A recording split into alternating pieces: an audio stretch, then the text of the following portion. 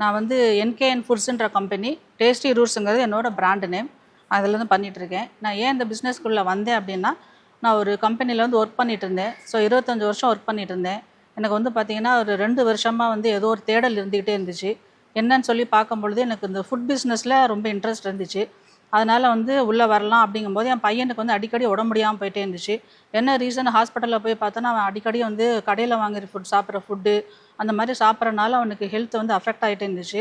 அந்த சமயத்தில் வந்து அம்மாவோட சப்போர்ட்டில் நான் வந்து இந்த ஃபுட் பிஸ்னஸ் ப்ராடக்ட்டை ஸ்டார்ட் பண்ணலாம் அப்படின்னு சொல்லிட்டு ஸ்டார்ட் பண்ணேன். அப்போ வந்து எனக்கு ஈஸ்வரி மேடம் வந்து எனக்கு அறிமுகமானாங்க. அவங்கள்ட்ட வந்து ப்ராடக்ட்லாம் வந்து லேர்ன் பண்ணிக்கிட்டேன். ஸோ மில்லட்டு ப்ராடக்ட் இதெல்லாம் பார்த்திங்கன்னா வேல்யூடட் ப்ராடக்ட்லாம் வந்து லேர்ன் பண்ணிக்கிட்டு, ஸோ அம்மாவோட நாலேஜ் இதெல்லாம் வச்சு நான் பண்ண ஆரம்பித்தேன். இப்படி தான் நான் வந்து பிஸ்னஸ்க்குள்ளே வளர்ந்தேன். இப்போ வந்து பார்த்திங்கன்னா, இப்போ ஹோம்மேட் ஃபுட் ப்ராடக்ட் பண்ணும்பொழுது என் பையனுக்கு வந்து ஹெல்த் ஓரளவு ரெக்கவர் ஆகிட்டே வரான், நல்லாயிருக்கு. இப்போ எதுக்கும் மகனா என்ன மாதிரி ஒர்க் பண்ணுற பீப்பிள்லாம் வந்து பார்த்திங்கன்னா, அவங்க குழந்தைங்கள சரியாக கவனிக்க முடியறதில்ல. அப்படிங்கிறனால பார்த்திங்கன்னா, ஃபேமிலியில் உள்ளவங்க அவங்களும் சரி, குழந்தைங்களும் சரி அஃபெக்ட் ஆகிறாங்க. அதனால் வந்து பார்த்திங்கன்னா, நல்ல தரமான ஃபுட்டாக குவாலிட்டியில் வந்து காம்ப்ரமைஸ் ஆகக்கூடாது அப்படிங்கிறதுக்காக வந்து பார்த்திங்கன்னா, இந்த ஃபுட் பிஸ்னஸை வந்து ஸ்டார்ட் பண்ணேன் நான்.